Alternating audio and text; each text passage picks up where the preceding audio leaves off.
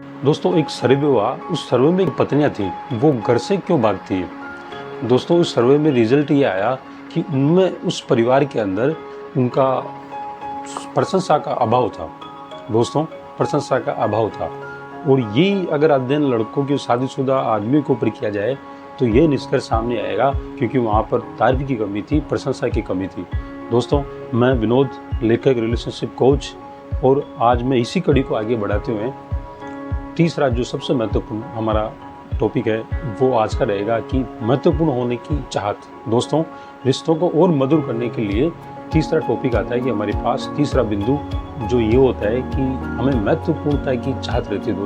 दोस्तों आप मुझे बताइए कि कितने लोग क्या चाहते हैं अपने जीवन में। बहुत सारे लोग जिनको जो चाहते हैं कि अच्छा स्वास्थ्य चाहते हैं, अच्छी सुरक्षा चाहते हैं, वो चाहते हैं कि अपने बच्चों को ठीक ठाक से एक माहौल मिले, उनको एक घर मिले, और इस चाहत के अंदर उनकी एक चाहत और छिपी होती है, वो होती है सेक्स की चाहत।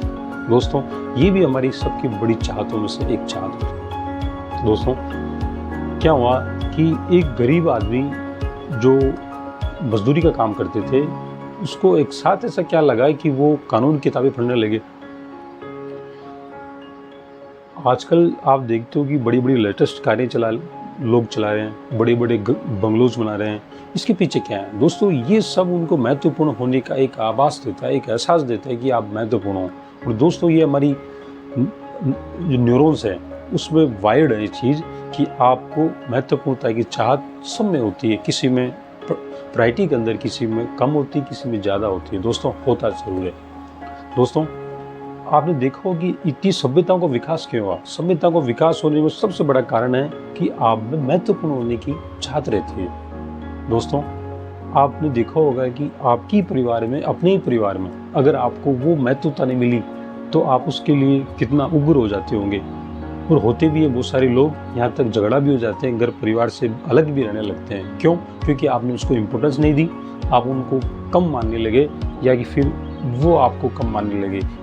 ये सबसे बड़ा कारण रहता है कि आपके रिश्तों में आपने साथी को, अपने परिवार के मेंबर को इतनी इम्पोर्टेंस नहीं दी जितनी देनी चाहिए थी।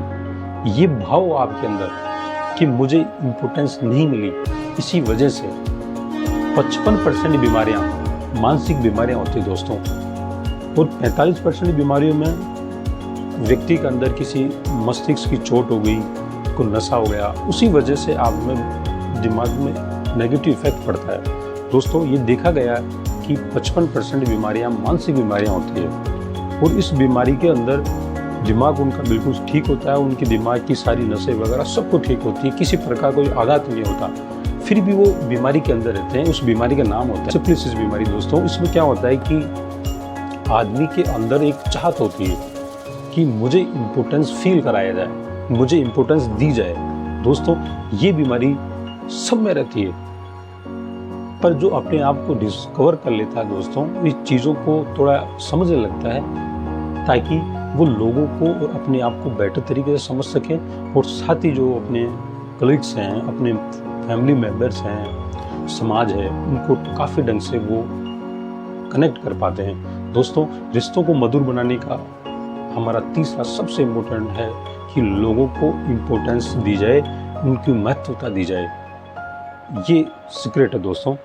अगर आप भी अपने रिश्तों में इन चीज़ों को अपना लेंगे तो यकीन मानिए आप पहले से बेटर और